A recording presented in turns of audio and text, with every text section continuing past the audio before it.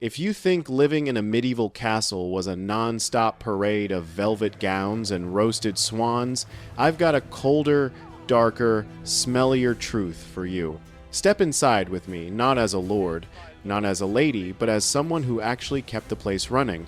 You're the new household servant, a pair of cheap hands and a strong back, and the gate just slammed behind you. Take a breath. Notice how the air already tastes like wet stone, wood smoke, animal sweat, and a rumor of something worse. That's not the banquet you're smelling. That's the castle's daily perfume, and it gets into your hair, your wool, your lungs, your dreams. Your first lesson hits before breakfast. Privacy does not exist. You share a straw pallet with two other bodies in a room that doesn't know what daylight is. The walls are stone, the floor is damp, the ceiling sweats in winter, and the draft sneaks under the door like a burglar. Lice are part of the rent. If you spot one crawling on your sleeve, congratulations, you've met your new roommate. Fleas pop when you scratch them between your nails. You pretend not to notice.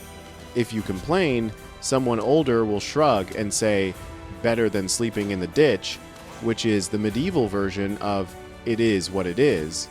Before the sun actually shows itself, the castle moves. Fires must be coaxed from last night's embers. Water must be hauled from the well or the cistern, because plumbing is a fairy tale. There's no faucet to turn, no hot pipe humming to save your fingers.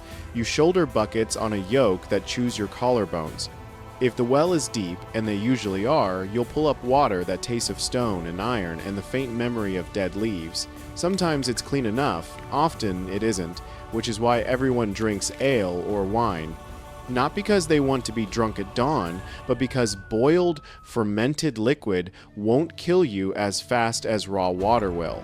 Lords sip imports. Servants take small beer, the weak stuff that keeps you standing, and dulls the edge of the smell without stealing your day. Speaking of smell, it's time to meet the castle's most honest room, the latrine.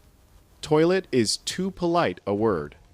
Around here, they call them garderobes, and they are exactly what you're picturing. Long wooden benches with holes cut in them, hugging the outer wall so gravity can haul the mess down a chute into a cesspit. If you're lucky, the chute drains into a running ditch beyond the curtain wall. If you're not, it drops into a foul, silent pool that whispers up through the seat. You do your business shoulder to shoulder with people you have to face at supper. You keep your knife close because thieves love distracted pockets. You don't bring anything you can't afford to lose, not even keys, because if it falls, it's gone to a place you will not reach for it.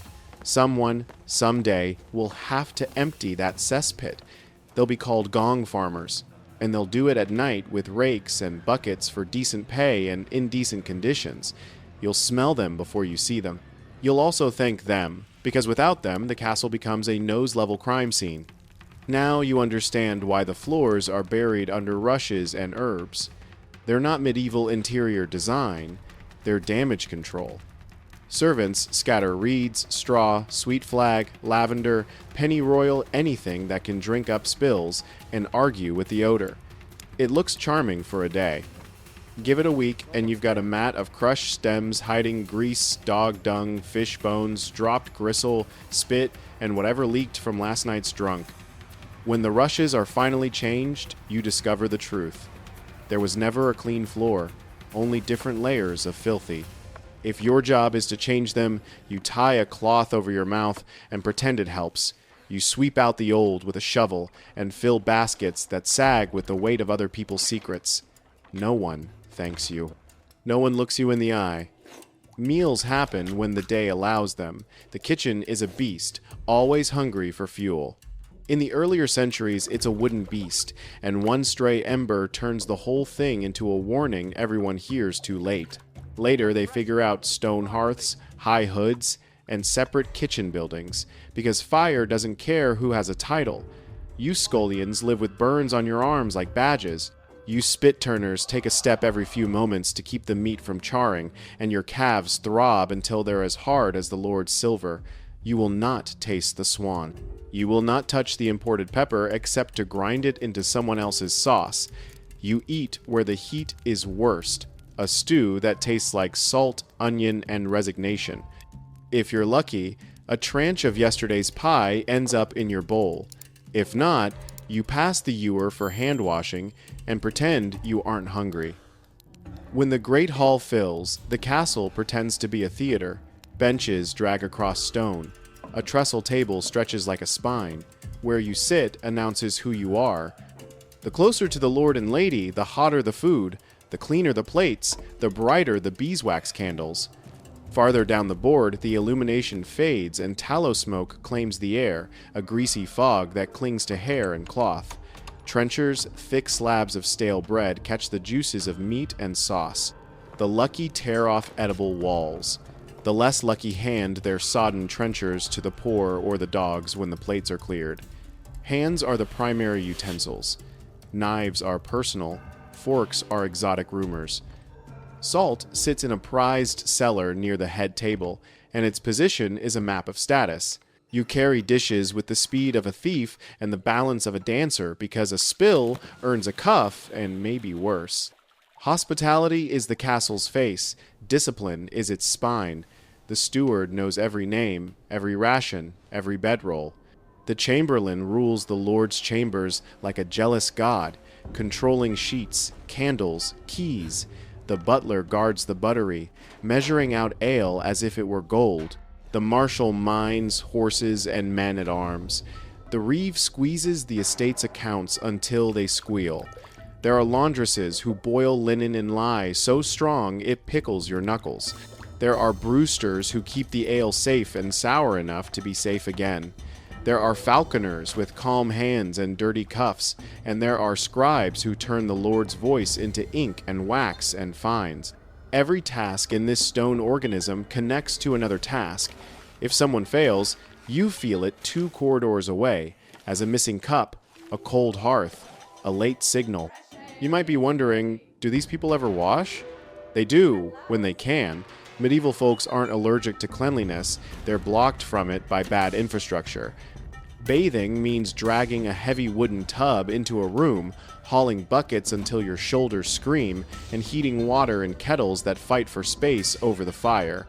You go first if you've got money. Everyone else climbs in afterward until the water looks like soup you wouldn't feed a dog. Soap is harsh lye and animal fat that strips grease and some of your skin. Linen is the real secret.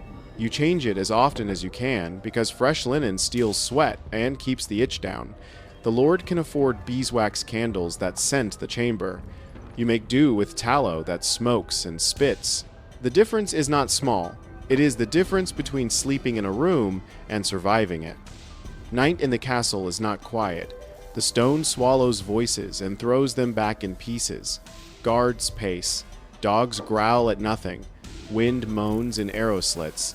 Somewhere, a newborn wails if the baby lives.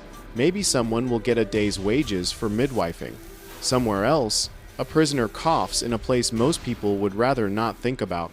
Yes, there is a dungeon. Sometimes it is a simple pit. Sometimes it's a set of vaulted cells below ground level where damp is a permanent resident and hope is contraband. People end up there for crimes that would fill a ledger poaching deer, cheating at dice, slandering a knight, or for crimes that cannot be written because they insulted the wrong mouth in the wrong room.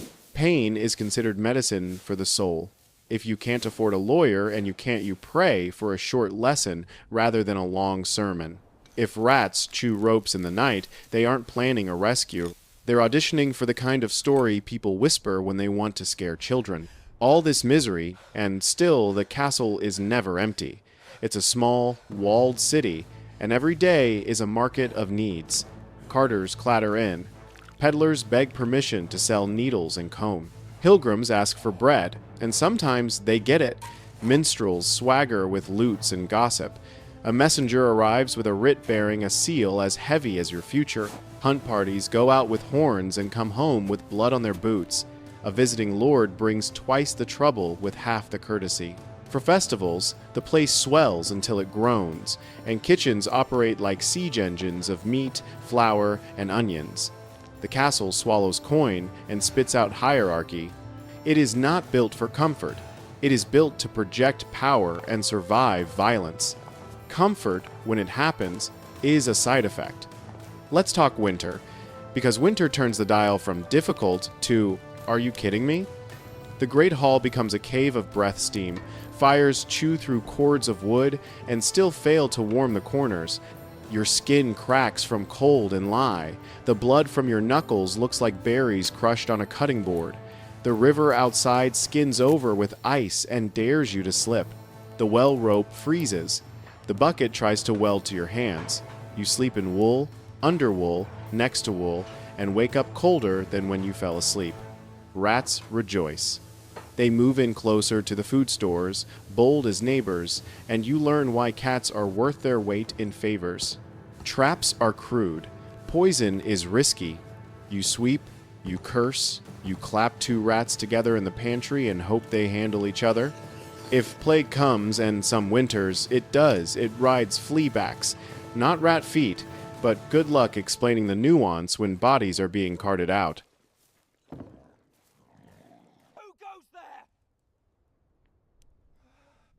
No, not again.